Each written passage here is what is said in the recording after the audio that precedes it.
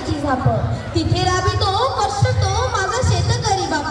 कारण की मातीशी नातं घामाची शान, मातीशी नातं घामाची शान. आमचा शेतकरी आहे देशाचा प्राण, आमचा शेतकरी आहे देशाचा प्राण. अशा ह्या बळीराजाची कहाणी घेऊन येत आहे आपल्या समोर एका 5वी आणि F चे कलाकार. बळीराजाची कहाणी.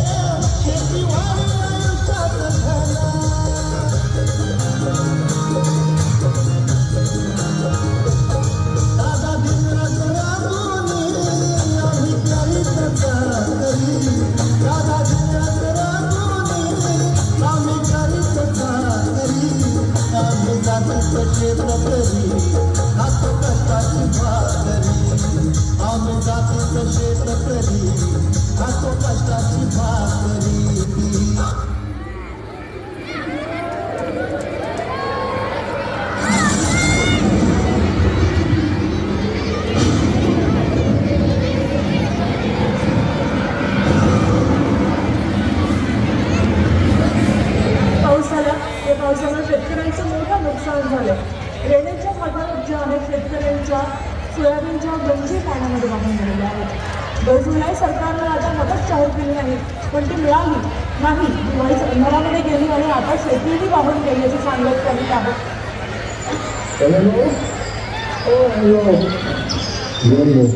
काय झालं? ते आपल्या शेतातले मंत्री साहेब आहे. आम्हाला माहिती पडलं तुमचं पूर्ण शेत पुरावून दिलेलं. तुम्ही काही टेन्शन घेऊ नका, आम्ही आढावा बैठकीसाठी आलेलो आहोत. साहेब तुम्ही बोला ना, मी व्हिडिओ काढतो. एक मिनिट. व्हिडिओ कशाला?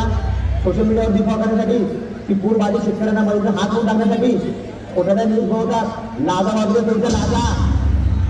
आता कोण खाली म्हणा लागल्या? वरती बघा ना. असं काही ना मजा करून घ्या साहेब. हे सरकार तुमचं आहे, हेच करा. सर्व म्हणजे हे सरकार आपल्या शेतकऱ्यांना सांगेल. साहेब बस झाला आता. एवढे कोणाला बोलू नका. ज्या दिवशी या महाराष्ट्रात एकही शेतकरी आत्महत्या करणार नाही ना, तेव्हा म्हणा हे शेतकऱ्याचं सरकार आहे. वा साहेब वा, तुमची 100ची नोट खाली पडली, तुम्ही पटकन उचलून तुमच्या खिशात टाकली.